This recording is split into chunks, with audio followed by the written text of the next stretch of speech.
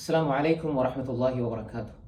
அல்லாஹுடைய தூதர் ஸல்லல்லாஹு அலைஹி வஸல்லம் அவர்கள் சொன்னார்கள், யார் ஒரு மனிதன் தூங்கிக் கொண்டிருந்து திடீரென்று விழித்தால், இரவில் நம்ம தூங்கிட்டு இருப்போம், தூங்கிட்டு இருக்கிற பொழுது எங்களுக்கு முழிப்பு வரும்.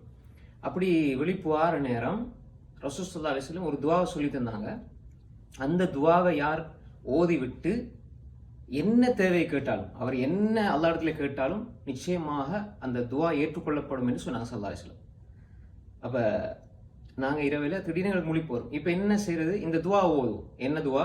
லா இலாஹ இல்லல்லாஹ் வஹ்தஹு லா ஷரீக லஹ் லஹுல் முல்கு வ லஹுல் ஹம்து வ ஹுவ அலா குல்லி ஷைஇன் கதீர். இது எல்லாருக்கும் பாடம். அதோட சேர்த்து அல்ஹம்துலில்லாஹ் வ சுப்ஹானல்லாஹ் வ லா இலாஹ இல்லல்லாஹ் வல்லாஹு அக்பர் வ லா ஹவ்ல வ லா குவத்த இல்லா பில்லாஹ். 6 விஷயங்கள். லா இலாஹ இல்லல்லாஹ் வஹ்தஹு லா ஷரீக லஹ் லஹுல் முல்கு வ லஹுல் ஹம்து வ ஹுவ அலா குல்லி ஷைஇன் கதீர். எல்லாருக்கும் பாடம்.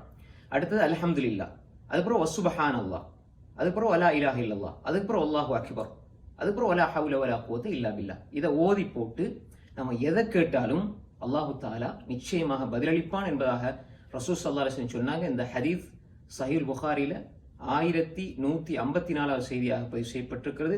உபாத் இப்னு ஸாமித் ரலியல்லாஹு அன்ஹு அவர்கள் ரிவாயத் செய்கிறார்கள். எனவே அன்புக்குரிய சகோதரர்களே, இரவில் எங்களுக்கு விழிப்பு வர நேரம், அந்த விழிப்பை கூட நாம் இந்த துவா ஓதி பயன்படுத்தி அல்லாஹ் இடத்தில் எங்களுடைய தேவைகளை முறையிட்டு கேட்டு நாங்கள் பெற்றுக்கொள்வோம். அஸ்ஸலாமு அலைக்கும் வரஹ்மத்துல்லாஹி வபரகாத்துஹு.